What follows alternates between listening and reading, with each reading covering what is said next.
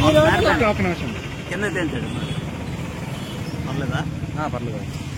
అందరికీ నమస్కారం. మరి ఇప్పుడు ఈ రోజున మేము చేసే ఈ ర్యాలీకి ముఖ్య కారణం ఏమిటంటే, మన అందరికీ ఇప్పుడు మన భారతీయులందరికీ తెలిసిందే, పెహల్గాం అనే గ్రామంలో కాశ్మీర్లో సందర్శకుల్ని అతి కిరాతకంగా దారుణంగా హిందువులు అనే ఒక మతస్థులను చూసి అతి కిరాతకంగా చంపారు.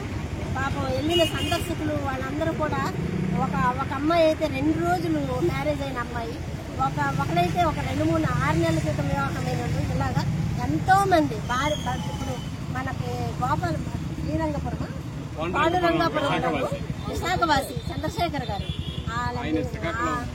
మూలం ఆయనది మన ఊరు శ్రీకాకుళం మూలాలే, విశాఖపట్నం వాసి. ఆయన చనిపోయారు. ఆయన భార్య బిడ్డలు ఆ టెర్రరిస్టుని కాళ్ళు పట్టుకొని బ్రతిమలాడి, నా భర్తను వదిలేయండి లేదా నన్ను చంపేయండి అంటే, మీరెళ్ళి మోదీకి చెప్పుకోండి నీ భర్తను వదలని ఎంతో కిరాతకంగా చంపిన ఈ పాకిస్తానీ నిరసనగా మన భారతీయులు అందరూ కూడా బాధపడి సిగ్గుపడ్డ రోజున ఈ నిదర్శనంగా మేము ఈ ర్యాలీ జరుపుకుంటున్నాము.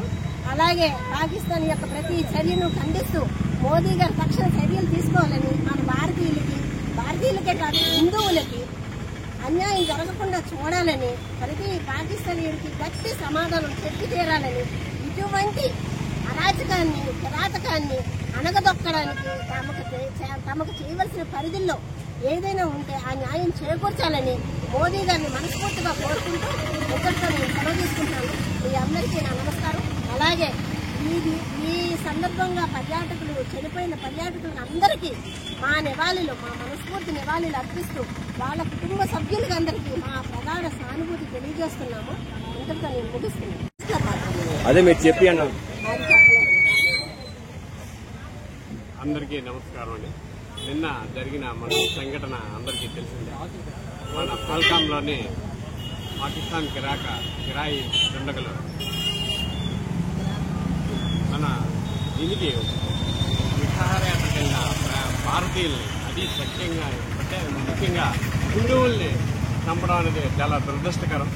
దానికి కూడా వాళ్ళు మన ఐడెంటిటీలు చెక్ చేసి ఎవరైతే హిందువులు అయితే వాళ్ళని ఐడెంటిఫై చేసి మరీ చంపారు.